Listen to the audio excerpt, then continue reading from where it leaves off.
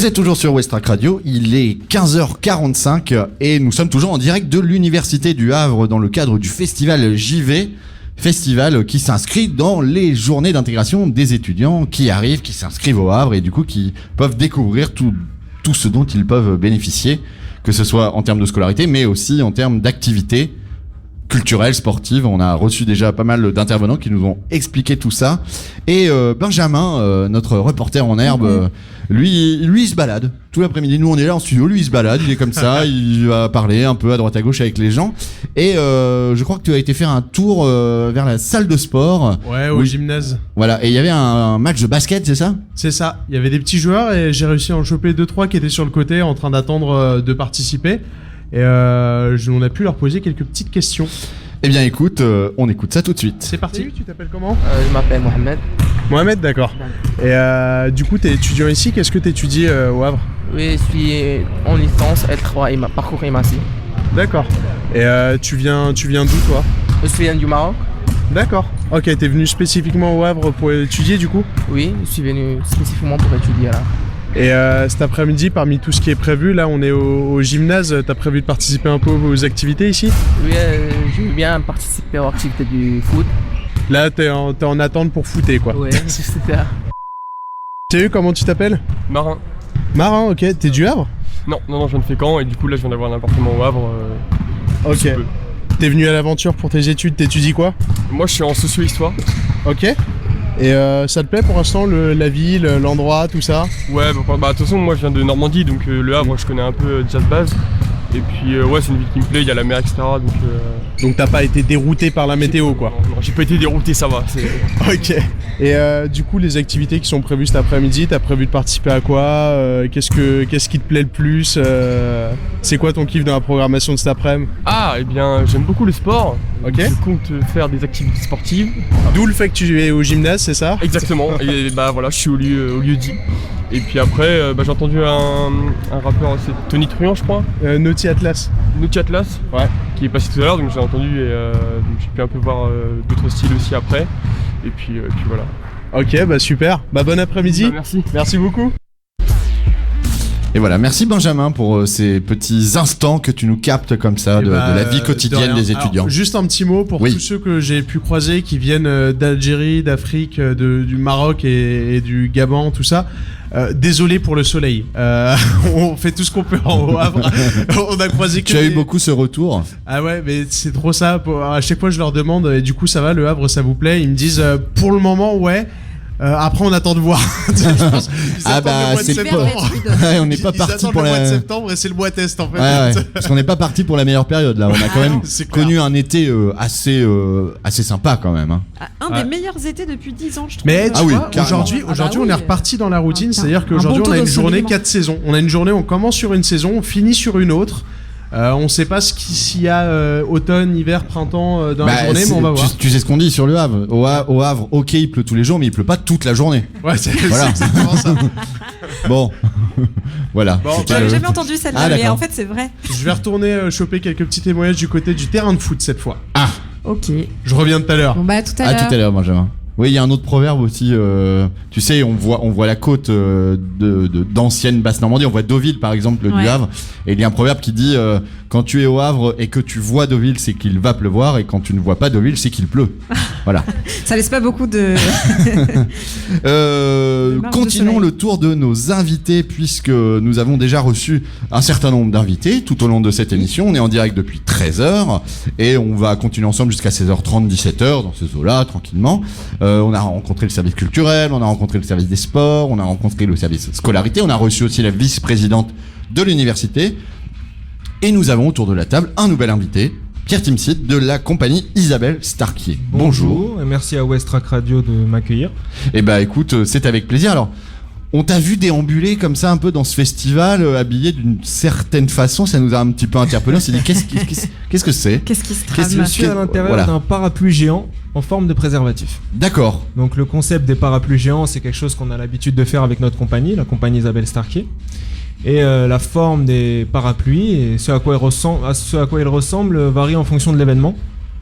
Aujourd'hui, on a été invité pour faire un peu de prévention par rapport à toutes les IST, les infections sexuellement Tout à fait. transmissibles. Et donc on a fait ce parapluie en forme de préservatif.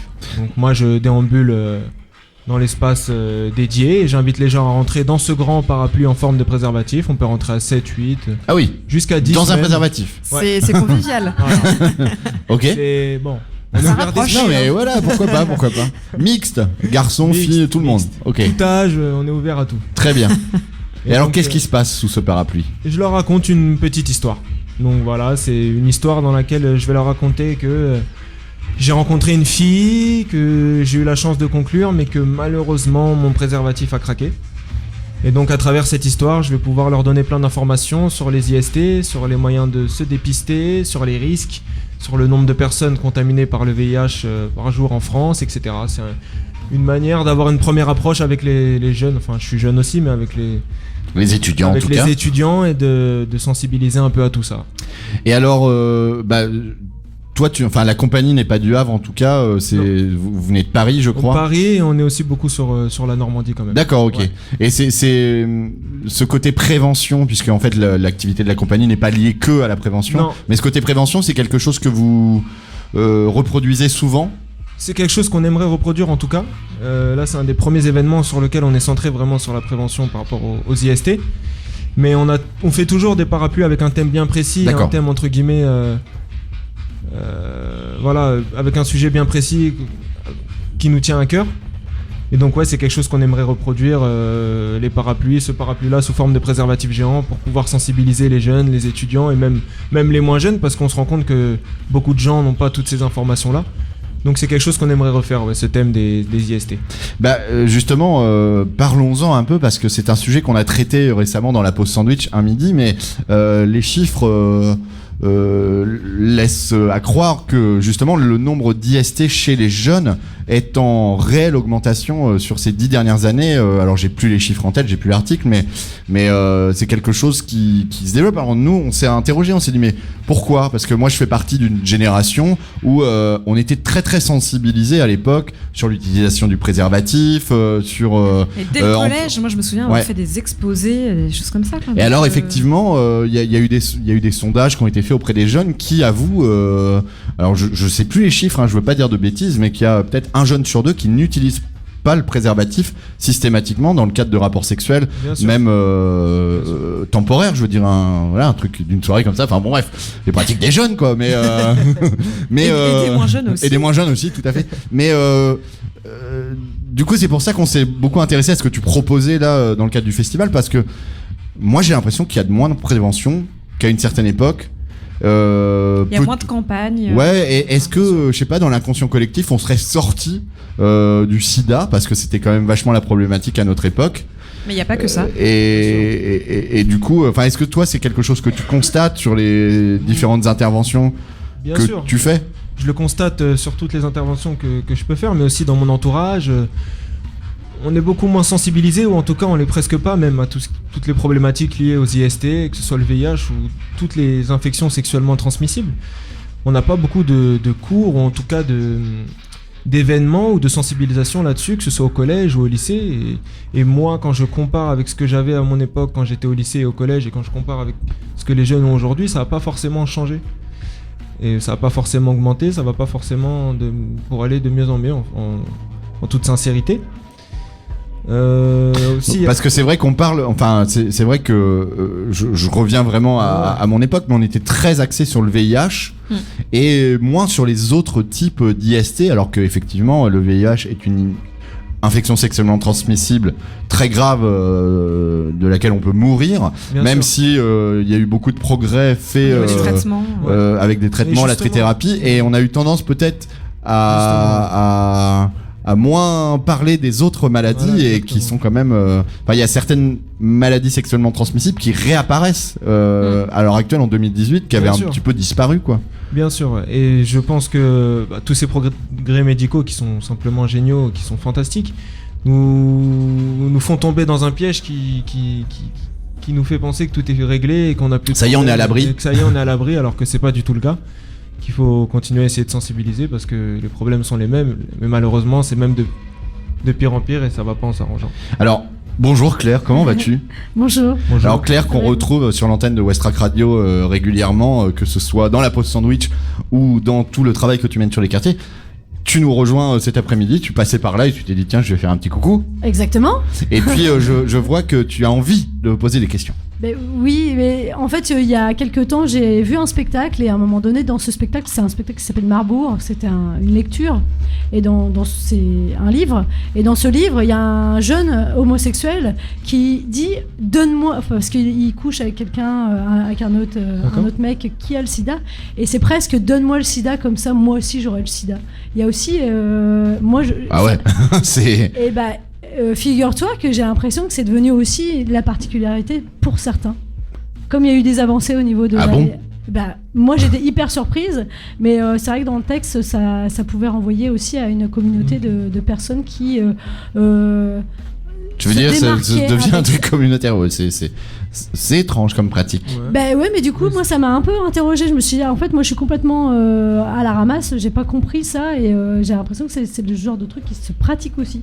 Alors, d'accord. J'ai pas vérifié d'où venaient les sources de ce livre, mais en tout cas ça m'a interpellée de me dire que peut-être il y avait aussi des personnes qui voulaient contracter le sida pour qui se rendent pas compte de ce que c'est. Des conséquences en tout cas, ça c'est sûr. C'est la preuve qu'on doit continuer nos efforts en manière de sensibilisation. Et si je peux me permettre de faire un petit rappel là-dessus, la trithérapie c'est un traitement qui permet de vivre avec le sida, c'est-à-dire que pour aller à l'essentiel, c'est des pilules qu'on prend et qui permettent que le virus soit moins propagé, mais c'est à vie, il y a beaucoup d'effets secondaires comme les nausées, les insomnies, les diarrhées, les AVC, le diabète, donc bien sûr c'est une solution, soigner, voilà, c'est une solution alternative si on vivre avec. Exactement, si malheureusement on attrape le sida, oui, une thérapie est une bonne nouvelle, mais c'est pas une solution en soi. Ça ne guérit pas. Ça ne guérit pas. Tout à fait.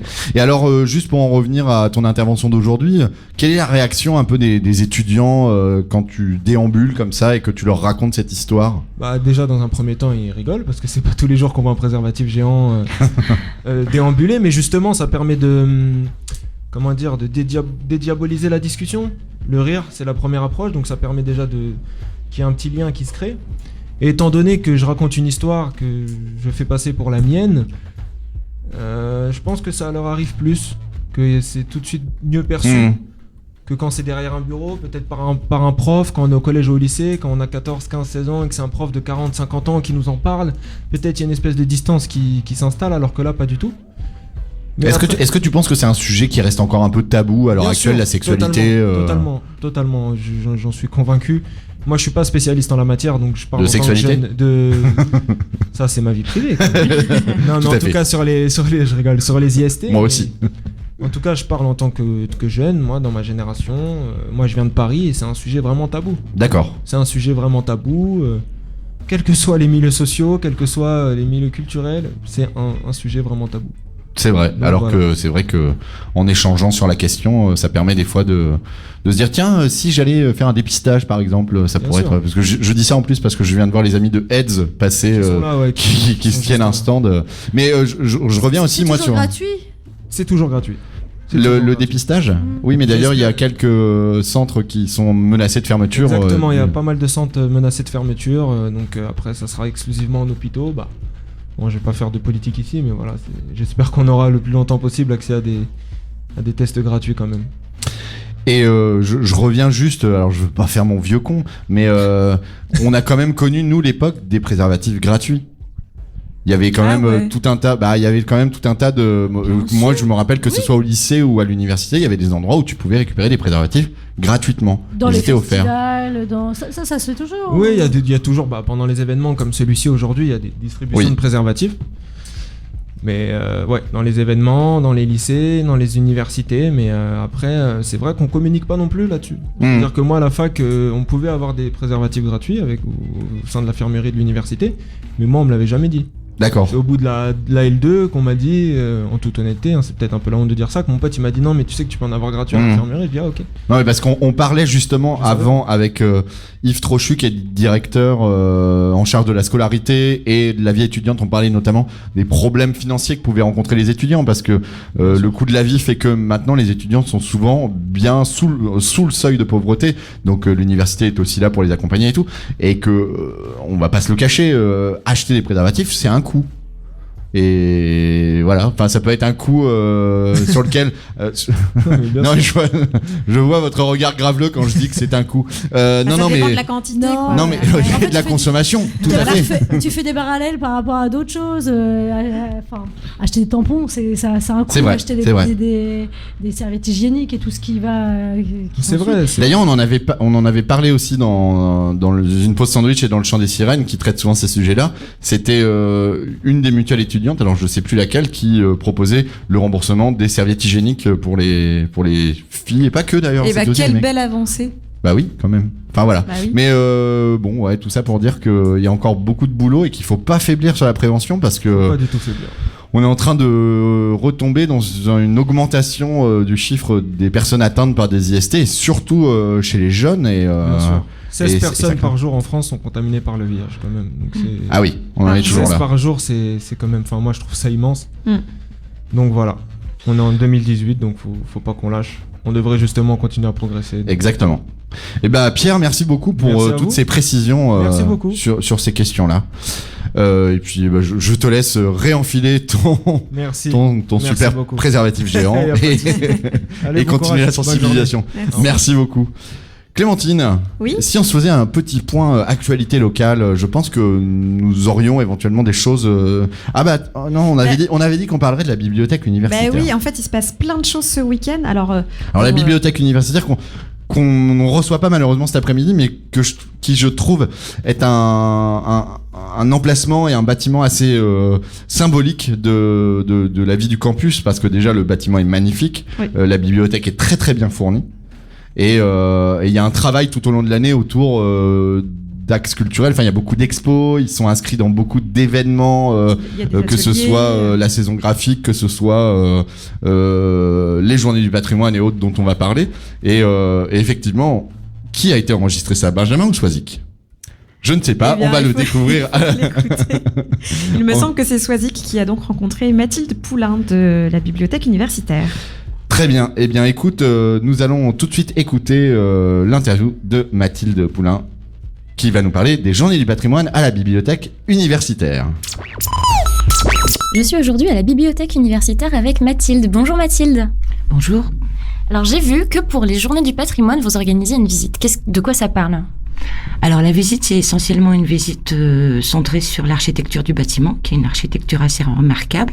Et puis on en profite en même temps pour expliquer un petit peu le fonctionnement de la bibliothèque universitaire. Et pour signaler aussi que c'est un bâtiment public ouvert à tous. Est-ce que c'est la première année que vous participez aux journées du patrimoine? Ah non, ça fait déjà de nombreuses années.